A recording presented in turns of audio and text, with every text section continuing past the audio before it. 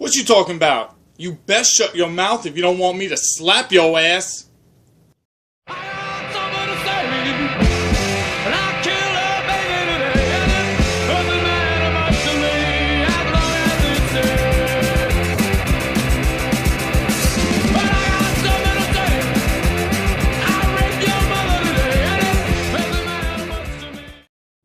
Hola, senors and senoritas. I am that mustachio bandito, going by the Comic Book Mustache, coming to you with the very first Golden Sombrero Awards. Before we get into comic books, let's talk about what the Golden Sombrero actually is.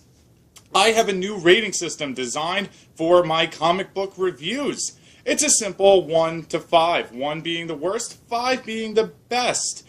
Instead of using stars, I am using sombreros because I want to keep things in the fiesta mode.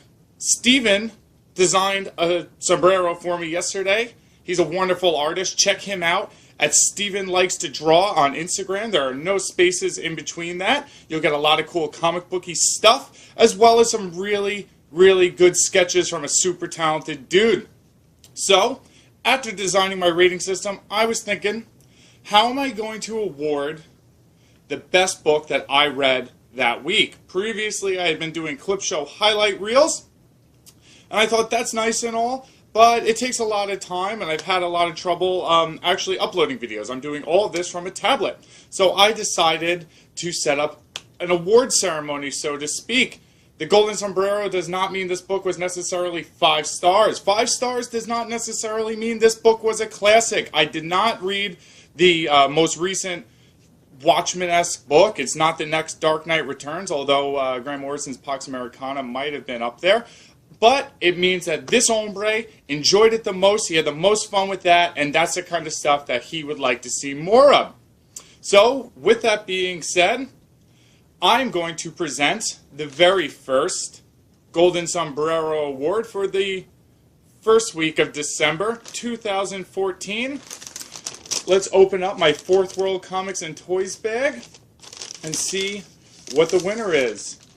And this was a surprise to me. I wasn't initially going to get this book. I had seen some good things about it on the internet though, and it was a light week for me, so I decided, let's get funky. Big fan of the franchise. When I was a little kid, I had a VHS tape of Shaft in Africa. My mom told me to do something once, and I said, you best shut your mouth, woman, and she got rid of that tape. I watched it a lot. I grew up loving Shaft. I used to watch Soul Train. Behind me, there's a stack of old R&B and funk records. I love this shit. And this was not what I expected. It could have very much been something, and it wasn't. It was something else, and it was something very special. Written by David F. Walker and art by Billis Everly. We get to see the Ernest Tidyman creation, John Shaft, come to life. So, I present the very first Golden Sombrero to Shaft. Number 1, motherfucker. Oh, Golden Sombrero, eat your tacos. Golden Sombrero, eat your...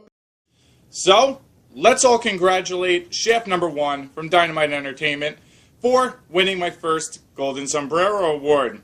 Congratulations, Shaft. You're a complicated man, and no one understands you but this mustache. And hopefully a bunch of other people who picked up this book. A lot of times, well, pretty much every franchise ever at one point gets a comic book adaptation. It's pretty ridiculous. I grew up in the early 90s at a time when comic books were at their height. We saw everything. There were Ren and Stimpy comics. I know there's still Simpsons comics. Recently, there's been some John Carpenter adaptations. There was one this week. I put it next to me, Escape from New York. This was a subpar book. On a micro level, it worked. Snake Plissken, I thought he was dead. His dialogue was good, but it lacked in like a big overall story, and that's a problem, especially with cult favorites such as Snake Plissken, John Shaft. Big Trouble in Little China, which just got adapted, which is dope stuff if you're a fan. that movie, which I'm a huge fan of. It's tough with those books because they don't have a gigantic following. These aren't Supermans. These aren't Batmans. These aren't giant figures in the public conscious. They're smaller figures in the public conscious with a cult following. That following is extremely devoted. So, while the amount of people who are actually interested in the character are limited, those limited amounts of people love this stuff. So when it's subpar, they tend to be extremely disappointed. It won't carry out. The company will make a quick buck. They'll sell the licensing rights to someone else, and we'll wait a couple years and usually get another one. So, I was hesitant. I love John Shaft. I told that little story before about how when I was a little baby mustache, I loved my Shaft VHS tapes to an extent that I started mouthing off to my parental figures, thinking they were just honkies and I was the man, which I really wasn't. I grew up to be the man. I wasn't the man back then. Takes time, kids. So, also, when I was in high school, I was in a jazz band, and we got to play the Shaft theme song, which was a lot of fun, and it was this hombre's choice. I played electric bass on that, and then we did Herbie Hancock's Chameleon, keeping things funky. Bunch of white kids from the suburbs of New York playing, you know, some like Afro jazz roots music. Is kind of bullshit, but it was fun stuff for this amigo. All my Italian and Jewish best friends who had no place digging that stuff, but we fucking loved it. John Shaft exploded into the public conscious in the early 70s with the blaxploitation movement, perhaps known as the most famous blaxploitation film, a genre that is coveted by races, creeds, everyone alike. It doesn't matter who you are, you can have a lot of fun with blaxploitation movies. They are very much a period of their time, so go into that remembering that. Recently, blaxploitation was a bit revived by a parody of it called Black Dynamite. I did enjoy Black Dynamite. I don't know why I have to watch movies like Black Dynamite when I could actually watch movies like Shaft, Dolomite, Superfly, Cross 110th Street, stuff like that, which are actually sincerely made.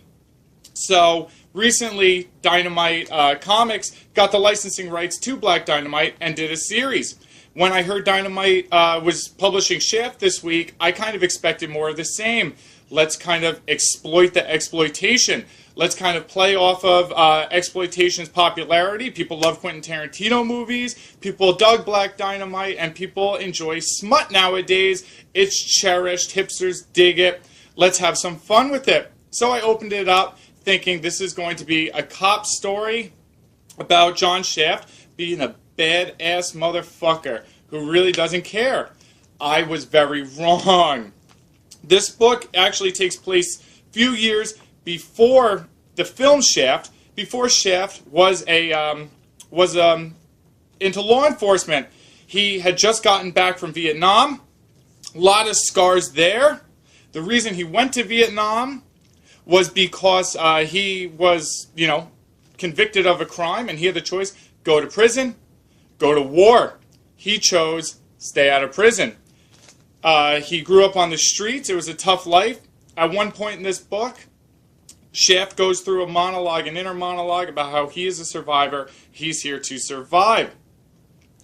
All of that exposition that I just told you about John Shaft's life was told in one beautiful flashback page rather than taking up an entire issue or two with exposition, something we see a lot of. It takes a long time for writers and comic book publishing companies to give us a character's backstory. Recently, Scott Snyder and Greg Capullo did a revamp of Batman's origin with 0 Year. That took over a year to complete, when books like Batman Year One were a simple 4 issues. With Shaft #1, it's a simple 3 pages. John Shaft, years before he was in law enforcement, in this book, is going up in a fight as a prized boxer. He's a fighter. That's what he says. While he's going into the fight, his manager works out a deal with organized crime for Shaft to take a dive. The manager tells Shaft, you got to take the dive. That's when we dig into Shaft's inner monologue, how he's a survivor. We get his origin story. Bam. Bam. Bam. And there he is, back in the ring.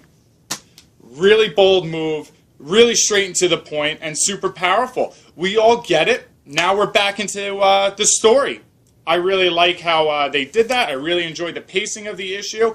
That origin bit only complemented that. And like I said, this could have easily just been having fun with blaxploitation as a fad, as a genre, because it's fun to write that stuff. You get to write tough guys saying tough things that are just so outlandish and ridiculous, but instead, we got a really cool story years before the events of Shaft the film, before Shaft was a cop, you know, showing us how it is to survive. I'm not going to tell you if he takes the dive or not, but I bet you can put two and two together if you know how badass a motherfucker John Shaft actually is. Yeah, that is the story. I got to now give credit to the artwork because it is really good. It is really clean. It nails likenesses. The issue is very much a dialogue-driven issue, which means the art really has to be good if you just have a bunch of talking heads. And even though the characters were nailed in the dialogue, the genre was nailed in the dialogue, and the timepiece which it takes place, I think is 1967, New York City, was nailed in the story. The art had to be there to complement it. It very much was. We see some familiar faces from the John Shaft, I'm going to say John Shaft mythos, because he is at this point his own mythology. He has his own franchise, and he is beloved. I think they made a movie with Samuel L. Jackson one time. Shaking my mustache.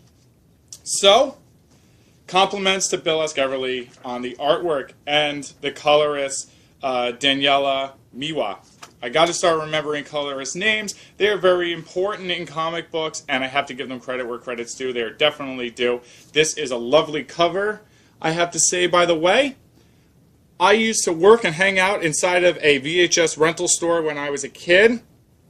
When I was in high school, I didn't have too many patrons because Blockbuster Video was exploding in the early 90s, and VHS was kind of on its way out, kids. So the only people that we really got were film buff nerds, college students, because I grew up in a college town, stoners, and perverts, because we had an adult video section. We kind of specialized in like smutty horror, gore, action movies, and we had a lot of blaxploitation movies. And I remember going to video stores when I was a kid before actually growing up kind of inside of one and really judging things by how cool their cover looked. I remember renting Critters because that cover was so cool. Movies like Puppet Master, these movies were horrible. Movies like Dolomite and Superfly, because I'm like, what is that? Shaft #1 nails that. This could have been on the cover of a VHS, Laserdisc, Betamax when I was a kid. And this little mustache and his little mustache compadres would have been walking around that video store thinking, that looks like something I want to see. That looks different and fun. So, congratulations, Shaft #1, on winning the first ever Golden Sombrero. Oh, Golden Sombrero, eat your tacos. Golden Sombrero, eat your... Don't forget to subscribe, like, comment in my section below. Comment with a mustache-related pun, and if I use it as my sign-off, I will send you a free comic book, no matter where you are in the world. If you're interested in reading comic books like Dynamite Entertainment's Shaft #1, find a local comic shop near you. They're a pillar of the community. Go to comicshoplocator.com to find one.